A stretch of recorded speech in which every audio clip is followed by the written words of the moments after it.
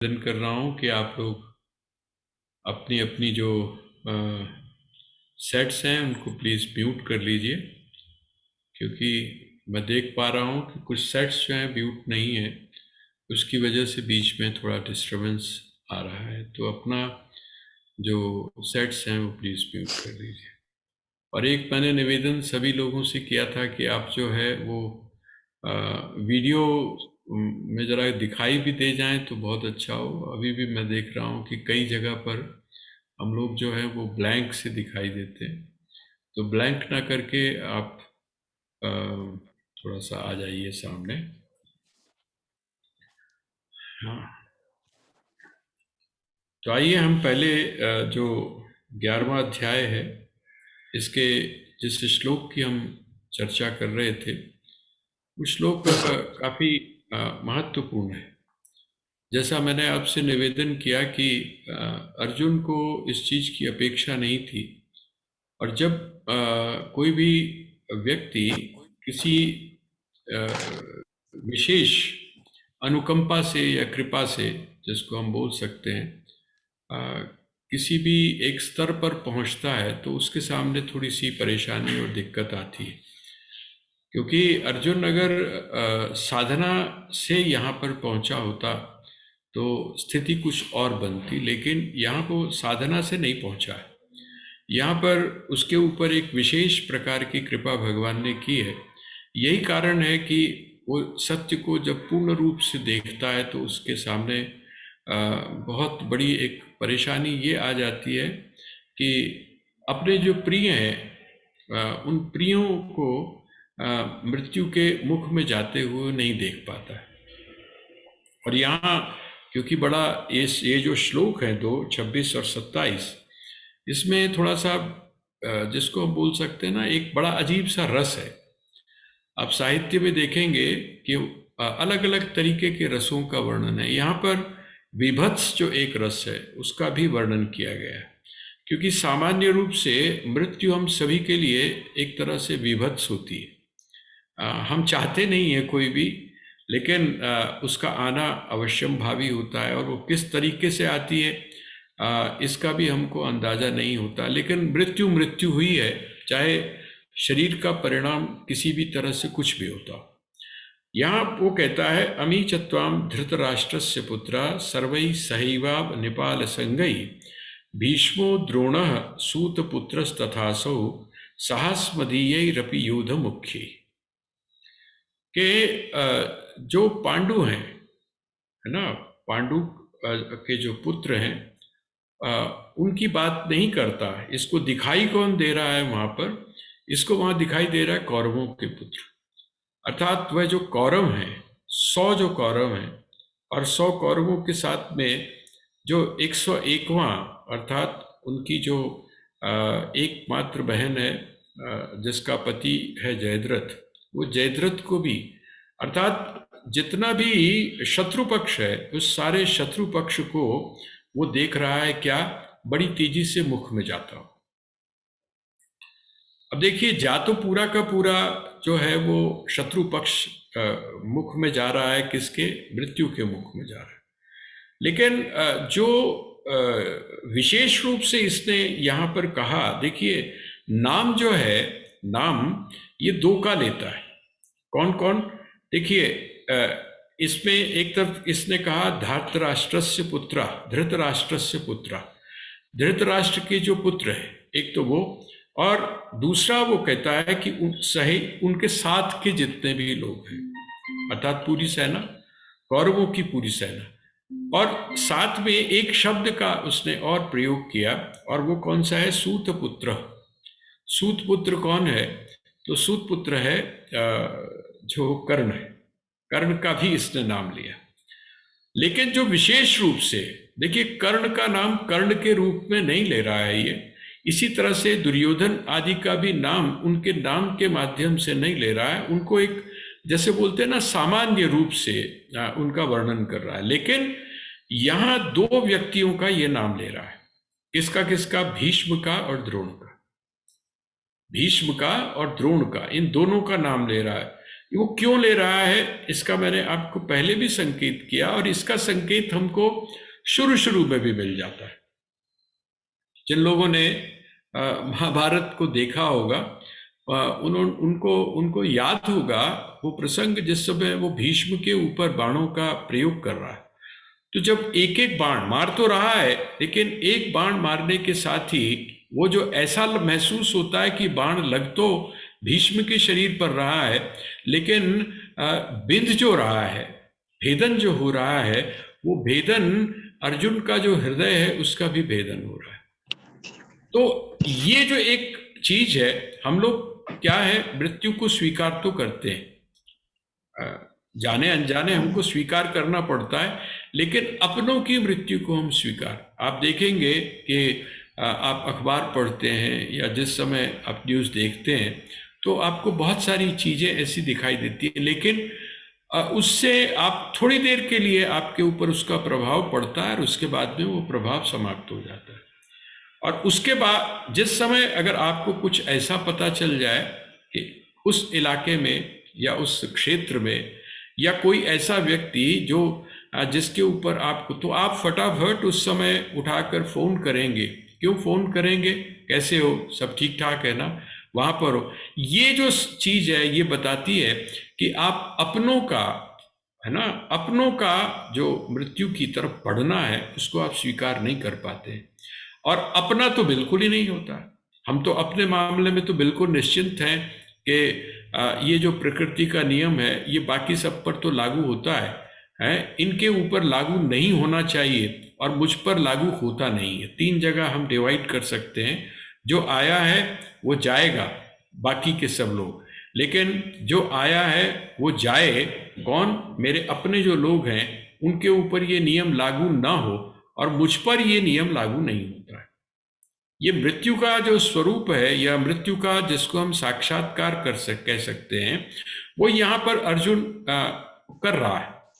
तो यहाँ वो लेकिन कहता है भीष्मो द्रोण, भीष्म और द्रोण इनको भी मैं जाते हुए देख रहा हूँ। कहते कोई बात नहीं, अगर जा रहे होते तब भी कोई बात नहीं थी, लेकिन सबसे जो दुखद जो चीज है वो क्या है, कहते हैं वो जो उनकी जो दाढ़ है,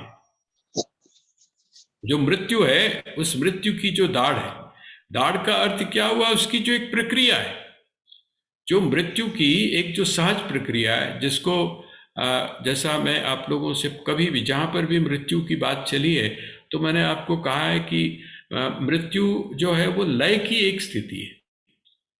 इसीलिए हमारे यहाँ एक बड़ा अच्छा शब्द पुराणों में भी कहा गया, उसको बोलते हैं प्रलय।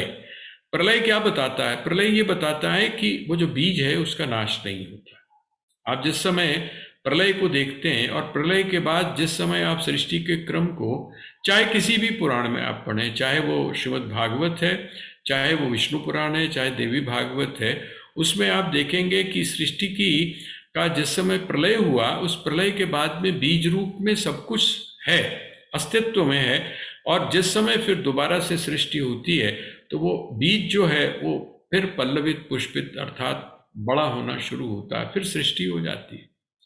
तो ये जो है यहाँ पर वही चीज है कि ये देख क्यों रहा है, उसको ऐसा क्यों लग रहा है, क्योंकि लय के स्वरूप को वो नहीं जानता, स्वीकार नहीं कर पा रहा है। और अब और भी विभत्स क्या है, वो कहता है कि वो सबको क्या देख रहा है, ये जितने भी लोग खींचे चले जा रहे हैं, प्रवेश कर रहे हैं, इसका मतलब क्या है, प्रवेश करने का मतलब ये नहीं है कि अपनी मन मर्जी से जा रहे हैं।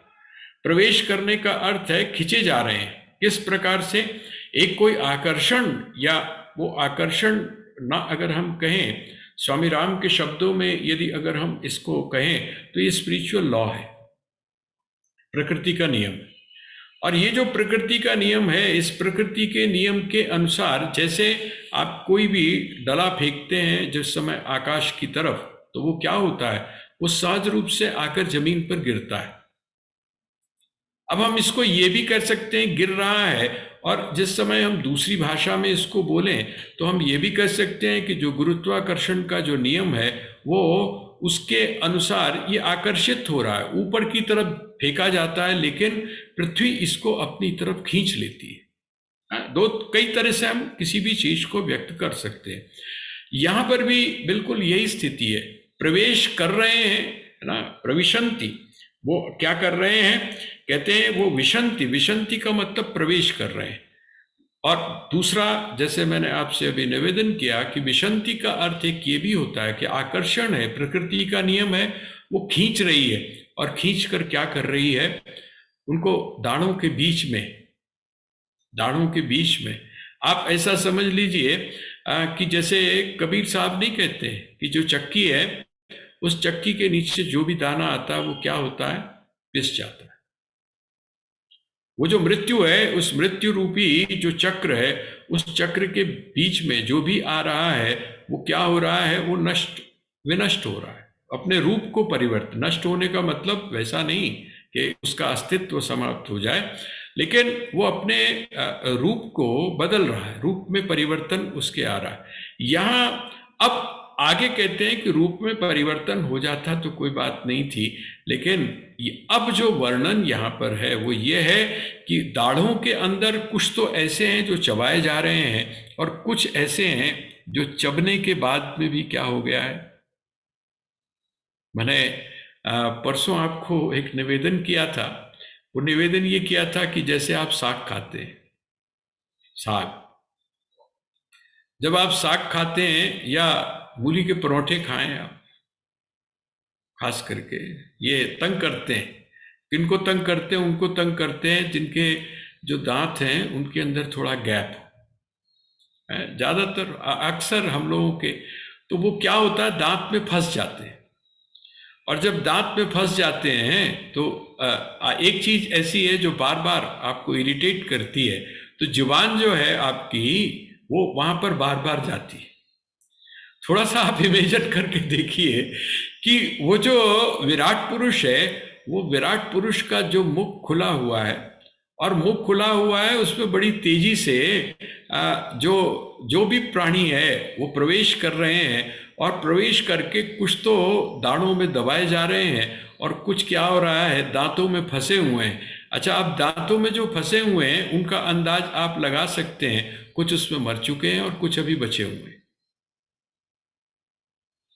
कुछ अभी ऐसे आप समझ लीजिए जैसे मछली जो है, जिस समय उसको पकड़ती है, ये बगला है, बगला जब मछली को पकड़ता है तो एकदम मरती नहीं है, बल्कि वो कुछ देर तक जो है तड़पती है। कुछ लोग जो हैं वो तड़प रहे, ये एक तरह से ये रूपक है, ये एक तरीका है। भगवान जो है वो जिस तरीके से महर्षि व्यास ने मृत्यु के स्वरूप को हमारे सामने रखा, वो क्या चीज है, वो कहते हैं ये है, केचित विलग्ना दशनांतरेषु संदृश्यते चूर्णित मुत्तम अंगई। वो कहते हैं उनके जो उत्तम अंग हैं, जो दाढ़ों में फंसे हुए हैं, उनके जो उत्तम अंग है, उत्तम अंग सबसे कौन सा है हमारा, आप बाकी सब चीजें किसी भी एक्सीडेंट में देख सकते हैं, लेकिन एक चीज आपसे नहीं देखी जाएगी,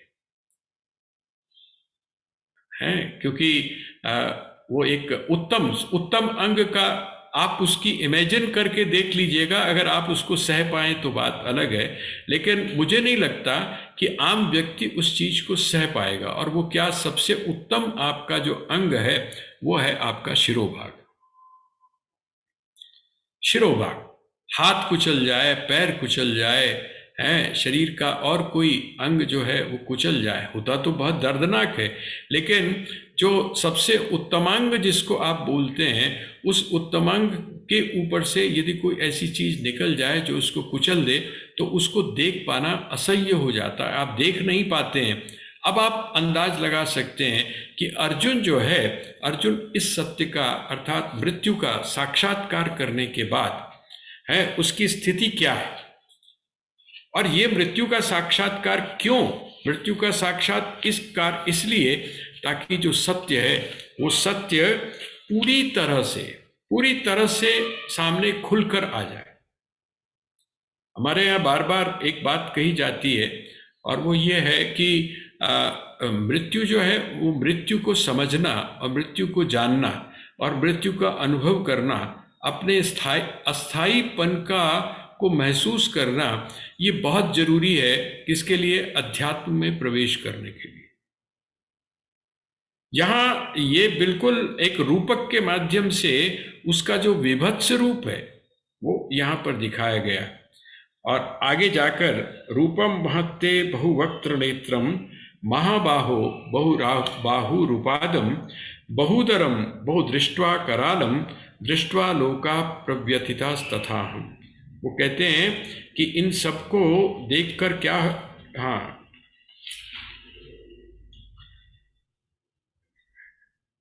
अब ये गलती से मेरा पीछे चला गया था पेज। ये आता है यथा नदीनाम बहुविम विवेका, श्लोक नंबर 28 को देखिए आप। 26-27 का तो हमने वर्णन किया। वो कहते हैं कि अब आप इसको देखिए, कौन सा? 27 नंबर। वो कहते हैं यथा नदीनाम बहुविम विवेगा समुद्रमेवाभिमुखा द्रवंती। थोड़ा सा उसको सॉफ्ट कर दिया, थोड़ा सा उसको सॉफ्ट। तथा तवामी नरलोक वीरा विशंति वक्त्राण्यभिज्वलंती। कहते हैं कि ये जितने भी वीर हैं, जिन वीरों का हम अभी जिक्र कर चुके हैं, सारे वीर। अच्छा, अभी तो क्योंकि उधर की तरफ देख रहा है, अपनी तरफ नहीं देख पा रहा है। मैंने आपसे पहले निवेदन किया, वो ये तो देख रहा है कि कौरव जो है वो मरने की तरफ तैयार है, अर्थात मृत्यु के मुख में जा रहे हैं। और जो इनका जो पक्ष है, अर्थात पांडवों का जो पक्ष है, क्या इसमें ये घटना नहीं होगी? क्या उसमें ये मृत्यु की घटना नहीं होगी? क्या उसमें ये लोग भी क्या मृत्यु के मुख की तरफ प्रवेश नहीं कर रहे हैं, उधर की तरफ नहीं जा रहे हैं? वो कहते हैं नहीं, सभी हैं।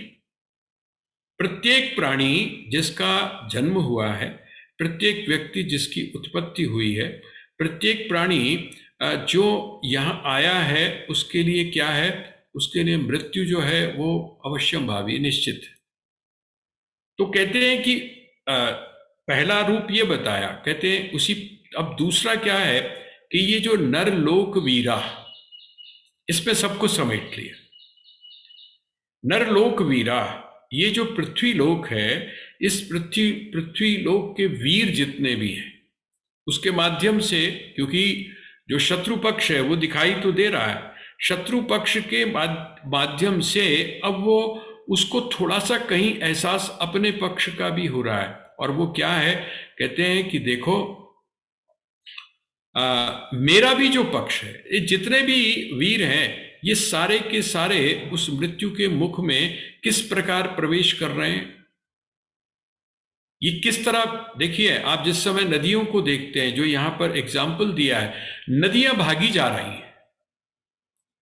नदियां जो हैं वो भागी जा रही हैं, बड़ी तेजी से भागी जा रही हैं। ऐसे भागी जा रही हैं जैसे किसी को मिलना चाह रही हैं, मिलने के लिए उतावलापन है। कहते हैं बिल्कुल यही स्थिति है कि ये जो आपका जो मुख खुला हुआ है, अर्थात जो मृत्यु है, उस मृत्यु से मिलने के लिए, उसमें प्रवेश करने के लिए जितने भी वीर हैं, ये सारे क्या हो रहे हैं? भागे जा रहे हैं, आकृष्ट हो रहे हैं, खिंच रहे हैं उधर की तरफ। और वह जो आपका मुख है, अर्थात वह जो मृत्यु है, वो मृत्यु मुख खोलकर इस प्रकार खड़ा है जैसे कि जो समुद्र है वो बुला रहा हो नदियों को कि आ जाओ और मुझ में समा जाओ ना। यथा यथा यथा नदीनाम बहुवोम वेगा, बहुत तेजी के साथ में, बहुत तेजी के साथ में क्या है? वो समुद्र मेवा विमुखा द्रवंती, समुद्र के मुख में प्रवेश कर जाती हैं, अर्थात समुद्र के जल में प्रवेश कर जाती हैं, समुद्र के जल में प्रवेश। अब देखिए जल दोनों है, थोड़ा सा अगर आप इसको सिंबॉलिक वे पे अगर आप समझें तो कौन असल में क्या है? हमने जल के नाम रख दिए ना, एक जल का नाम हमने रख दिया नदी, एक जल का नाम हमने रख दिया घड़े का पानी, एक हमने जल का नाम रख दिया जिसको हम बोल सकते हैं ये बूंद, और एक जो जल है वो हम बोलते हैं समुद्र का जल, या समुद्र भी जो है ये भी हम एक जल के रूप में, वो कहते हैं असल में है क्या कि ये सारा का सारा जो बीच का है ना, जिसके कारण हमने इनके नाम और आकार जो हैं वो अलग अलग मांगे हुए हैं, ये सब का सब क्या है, ये अपने आकार को तोड़कर प्रवेश करना चाहते हैं किसमें, उस विराट में जिसकी कोई परिधि नहीं है, जिसका कोई आकार नहीं है, जिसकी कोई सीमा नहीं है, उसमें प्रवेश करना चाहते हैं। क्यों ऐसा क्यों है? तो कहते हैं ऐसा इसलिए है क्योंकि उनका स्वभाव, उनकी प्रकृति, उनका वास्तविक स्वरूप वही है। ये जो नदियां उसमें प्रवेश कर रही हैं, कहते हैं जिस प्रकार नदियां दौड़ती हुई उतावली होकर समुद्र की तरफ भागती हैं, उसी तरह ये जितने भी नरलोक वीरा, नरलोक अर्थात ये जो पृथ्वी लोक है, इसके जो है जो वीर लोग हैं, ये सब क्या है, ये उसमें भागे जा रहे हैं, उसमें प्रवेश कर रहे हैं। अगला फिर उदाहरण उन्होंने दिया, देखिए 3 एग्जाम्पल्स जो हैं वो यहाँ पर आ रहे हैं। एक तो आ रहा है वो जो बड़ा भयानक है, जिसको अभी आपने पहले सुना। दूसरा है ये वाला, ये जो अभी उन्होंने दिया, नदियां जिस प्रकार से समुद्र में प्रवेश करना चाहती। और यहाँ अब जो तीसरा उदाहरण है वो दे रहे हैं कि यथा प्रदीप्तम ज्वलनम पतंगा विशन्ति नाशाय समृद्ध वेगा तथैव नाशाय विशन्ति लोकास्तवापि वक्त्राणि समृद्ध वेगा। पोइट्री में या कविता में या शेर व शायरी में प्रेम का अगर बहुत अच्छा किसी को प्रतीक माना जाता है तो वो किसको मानते हैं? वो मानते हैं हम लोग, हाँ हाँ, परवाना जिसको आप बोलते हैं ना, परवाना। परवाना का मतलब जो पतंगा है, पतंगे को हम मानते हैं। पतंगा किसकी तरफ आकर्षित होता है? पतंगा जो है वो प्रकाश की तरफ आकर्षित होता है, प्रकाश की तरफ भागता है, और प्रकाश की तरफ भागता है। और आप यदि देखें तो उसको पता होता है, अगर हम विचार कर सकें तो हम ये कह सकते हैं कि उसको पता है उसका होगा क्या, क्योंकि वहां पर जो गिरे हुए पंख हैं और वहां पर जो मरे हुए पतंगे हैं, उनको देखकर उसको अंदाज इस बात का लग जाता है कि अगर मैं वहां पर जाऊंगा तो मेरा भी यही कुछ होने वाला है जैसे यहाँ पर बाकी का हुआ है। बाकी के ऊपर जो नियम लागू हुआ है वही मेरे ऊपर भी लागू होगा, लेकिन तब भी वो क्या, कौन सी चीज खींच रही है उसको? जो यहाँ पर संकेत है, वो संकेत यह है कि कौन सी चीज खींच रही है। इसका मतलब मृत्यु जो है जीवन का ही आकर्षण नहीं है। एक जगह मैं पढ़ रहा था, वो कहते हैं जो जिजीविषा है ना, जीने की जो इच्छा है, प्रत्येक में जिजीविषा होती है, अर्थात जीने की इच्छा होती है, लेकिन साथ में जो एक पक्ष ये भी आता है कि नहीं, जीने की भी इच्छा उतनी ही प्रबल होती है जितने की व्यक्ति के अंदर एक छुपी हुई इच्छा है, जिसको आप मृत्यु की, मरने की इच्छा भी बोलते हैं। जो एक हुआ है, मनोवैज्ञानिक हुआ है, आप लोगों ने नाम सुना होगा उसका नाम था सिगमंड फ्राइड। फ्राइड जो है, फ्राइड ने कहा है कि जितनी इंपॉर्टेंट आदमी के अंदर जिजीविषा है, अर्थात जीने की इच्छा है, उतनी ही बहुत छुपी हुई, क्योंकि जीना और मरना ये दोनों पैरेलल चलते हैं, द्वंद्व है ना, ये दोनों पैरेलल चलते हैं। तो जहां पर जिजीविषा है वहां पर मृत्यु की भी। तो ऐसी कौन सी चीज है जो खींच रही है? तो कहते हैं जिस प्रकार से जो जलती हुई जो जिसको आप मोमबत्ती बोल दो, या जलती हुई शिखा जो है ना, दीपक की जो ज्योति है, उसकी तरफ क्या है, कहते हैं जो पतंगे भागकर जिस प्रकार से जाते हैं, यथा प्रदीप्तम ज्वलनम पतंगा विशन्ति नाशाय समृद्ध वेगा। कहते हैं ऐसे नहीं जाते, नॉर्मली नहीं जाते, समृद्ध वेगा, बड़ी तेजी से जाते हैं उधर की तरफ। और किस लिए जाते हैं? नाशाय, विनष्ट होने के लिए। विनष्ट होने के लिए जाते हैं। कहां पर? जहां पर उनका नाश सुनिश्चित रूप से है। कहते तथैव नाशाय विशन्ति लोकास्तवापि वक्त्राणि समृद्ध वेगा। कहते उसी प्रकार से ये जितने भी वीर हैं, ये जितने भी वीर हैं, जिन जो पांडव हैं या जो भी कौरव हैं, इन सबको मैं किस तरह से देख रहा हूं। कहते मुझे ऐसा लगता है कि आपका जो मुख रूपी जो दीपक है, उस दीपक से उठने वाली जो चिंगारी है, अर्थात उसका जो प्रकाश है, क्योंकि ये जो मुख है वो कैसा है, प्रकाशित भी है ना, उसमें जो तेज है वो बहुत तेजवान भी है। तो कहते हैं ये सब खींचकर उसमें इस प्रकार से जा रहे हैं जैसे कि पतंगे उसके पास में जाते हैं। तवापि वक्त्राणि समृद्ध वेगा, ये इसी प्रकार से आपके मुख में क्या कर रहे हैं, प्रवेश कर रहे हैं।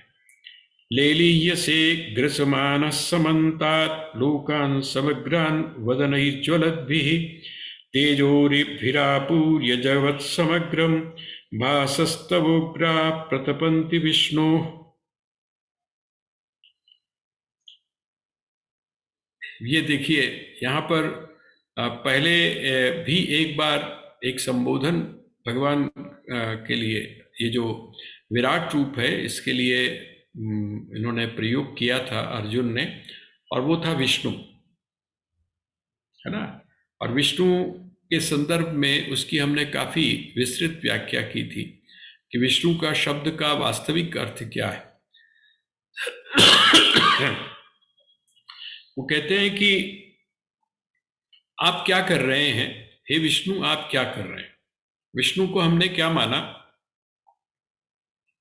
विष्णु जो है, विष्णु को हम क्या, हम चलो माइथोलॉजिकल पौराणिक रूप से ही अगर हम देखें तो हम विष्णु को किस चीज का देवता मानते हैं। हम विष्णु को देवता मानते हैं पालन का, है ना, पालन का देवता मानते हैं। अच्छा, अगर पालन करना हो, अच्छा अगर पालन करना हो तो आप क्या करते हैं। आप जैसे कोई भी पौधा लगाते हैं, है ना, आप जिस समय किसी भी पौधे को लगाते हैं या जिस समय आप किसी फसल को जब आप लगाते हैं तो उसको वो अच्छी हो इसके लिए आप क्या करते हैं। अच्छी हो तो खाद वाद तो आप देते ही हैं, लेकिन आप ये भी चाहते हैं कि ऐसी कोई चीज, ऐसी कोई वहां पर झाड़ झंकार या ऐसी कोई चीज ना पैदा हो जो कि उसको नुकसान पहुंचाए, उसको क्षति पहुंचाए। तो उसको आप क्या करते हैं, आप उखाड़ के फेंक देते हैं।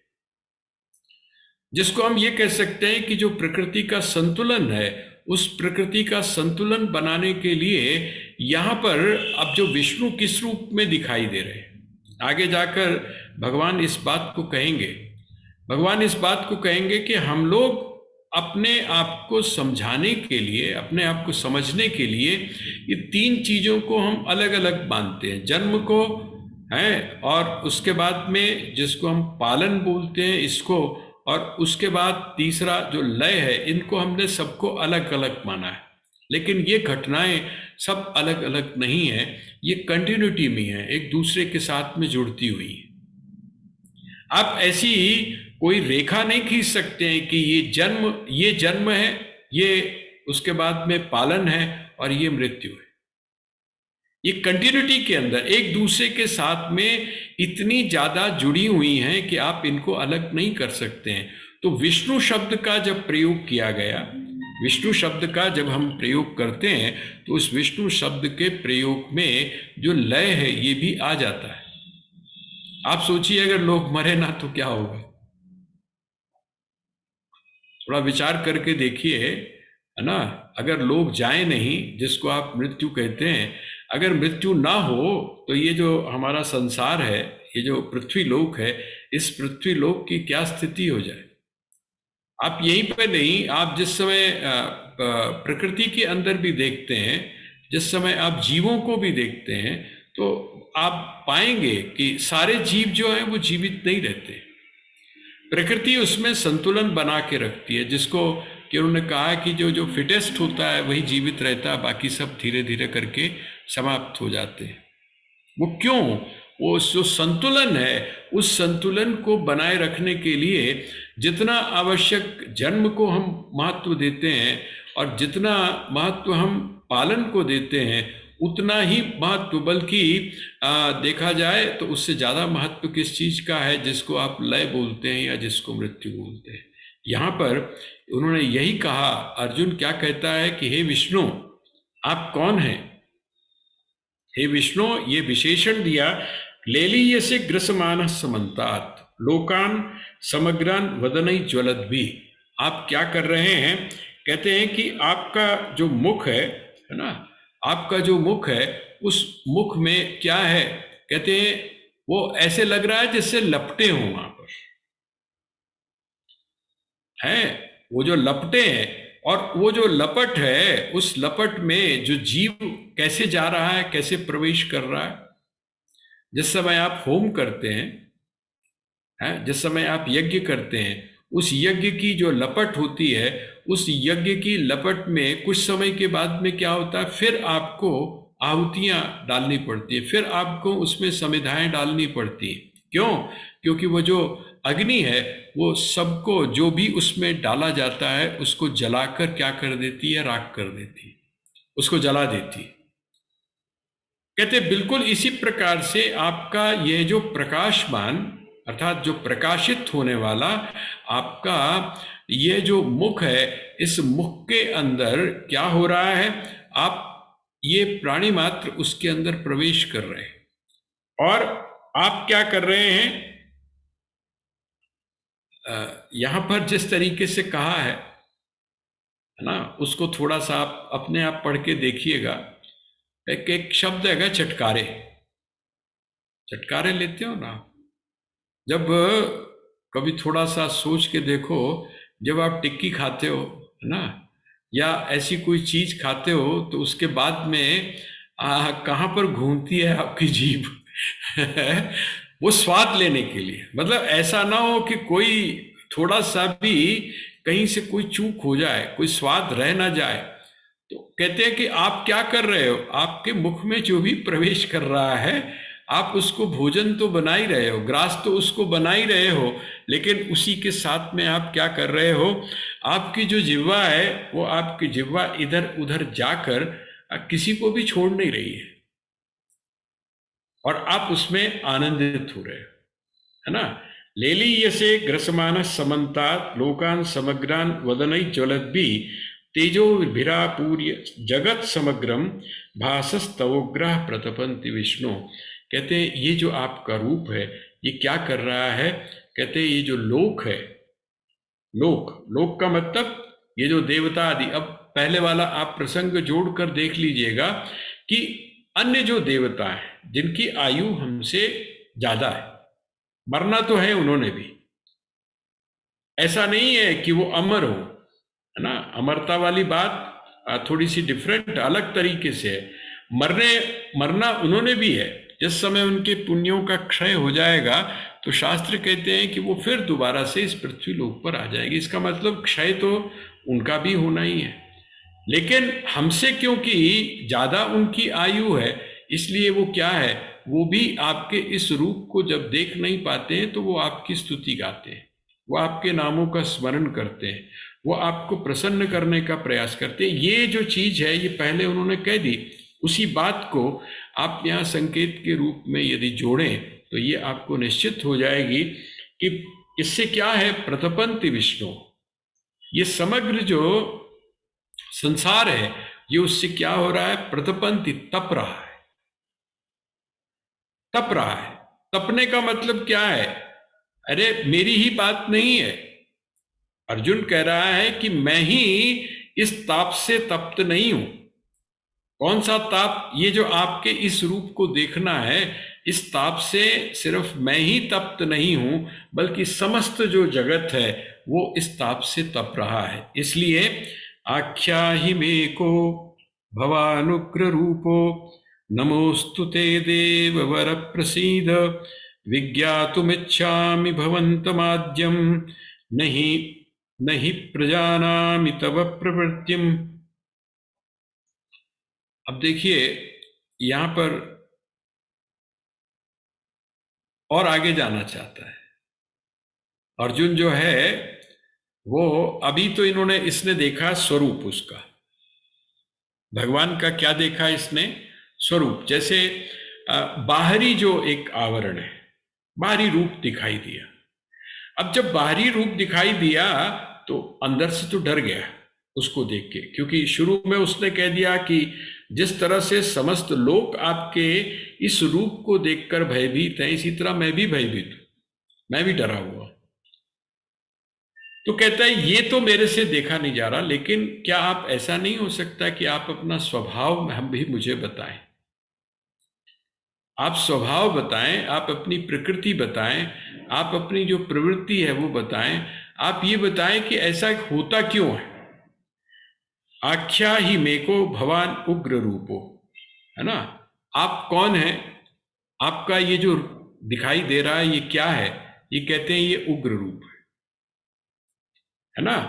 आख्या ही मेको भवान उग्र रूपो, हे उग्र रूप, हे एक उग्र रूप, आप क्या बताएं? आख्या ही मेको, आप मुझको बताएं।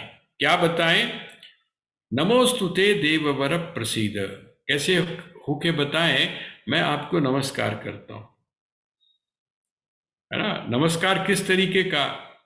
आपको दो तरीके का नमस्कार होता है। आप जिस समय हाथ को जोड़कर हाथ को जोड़ते हैं तो वो दो प्रकार का होता है। यहाँ पर मुझे जो इनकी भाषा है, ये मुझको इनकी भाषा अर्जुन की थोड़ा सा दूसरी तरह की दिखाई दे रही है। अर्जुन, ये एक तो प्रणाम ये होता है ना हाथ जोड़ के, है ना? एक तो ये होता है ये, और दूसरा दूसरा कौन सा होता है? इस तरह करके कि चीज छड्डो इंसानू मैं तो बहुत डर गया हूं बुरी तरह है, मैं बहुत बुरी तरह डर रहा हूं, इसलिए अब इसको तो छोड़ो आप। ये जो आपकी जो माया है, इस माया से आप थोड़ा सा अलग हटके मुझे कुछ और बताओ, क्योंकि ये तो मेरे से देखा नहीं जा रहा है। ये इतना भयंकर रूप है आपका कि ये तो मुझसे देखा नहीं जा रहा। तो भैया ऐसा है, देववर प्रसीद, आप मुझ पर प्रसन्न हो। मुझे लगता है नाराज हो गए हो। ये नाराज होने के कारण आप क्या कर रहे हो? मुझको इतना उग्र रूप दिखा रहे हो, तो आप ऐसा करो, थोड़ा सा प्रसन्न हो जाओ, है ना? देववर प्रसीद, हे देवताओं में श्रेष्ठ, आप क्या करें? आप मेरे ऊपर प्रसीद अर्थात प्रसन्न हो जाएं। विज्ञातुमिच्छामि भवन्तमाद्यं नहि प्रजानामि तव प्रवृत्तिम्, मैं आपकी प्रवृत्ति को नहीं जान पा रहा हूं। प्रवृत्ति का अर्थ क्या है? प्रवृत्ति का अर्थ है मैं आपके, आप ऐसा क्यों करते हैं? आप ऐसा क्यों करते हैं? कहते हैं ना कि इस व्यक्ति की प्रवृत्ति, प्रवृत्ति और प्रकृति, प्रवृत्ति जो होती है, प्रकृति तो होता है आपका स्वभाव, आपका जो स्वभाव है वो प्रकृति है। और प्रवृत्ति क्या है? उसके अनुसार जब आप किसी भी काम को करते हैं तो प्रवृत्ति कहते हैं। जैसे आपने सुना होगा कि दो प्रकार के मार्ग होते हैं, एक मार्ग होता है प्रवृत्ति का और एक मार्ग होता है निवृत्ति का।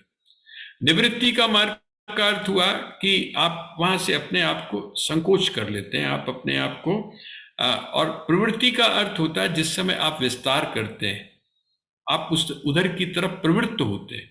यहां पर वो कहते हैं नहीं प्रजानामि तव प्रवृत्तिम, मैं आपकी प्रवृत्ति को नहीं जान पा रहा हूं। प्रवृत्ति को जानने का मतलब ये सब, ये जो आपने अभी मुझको दिखाया है, इसके पीछे लक्ष्य क्या है, इसके पीछे उद्देश्य क्या है, ये मैं समझ नहीं पा रहा हूं। तो आप मुझको क्या करो, आप ये सब कुछ जो तो दिखा दिया, ये तो बड़ा डरावना है, इससे मैं भयभीत हूं। अब आप एक काम करो कि आप मुझको अपनी प्रवृत्ति, अर्थात आप ये जो सारा कार्य कर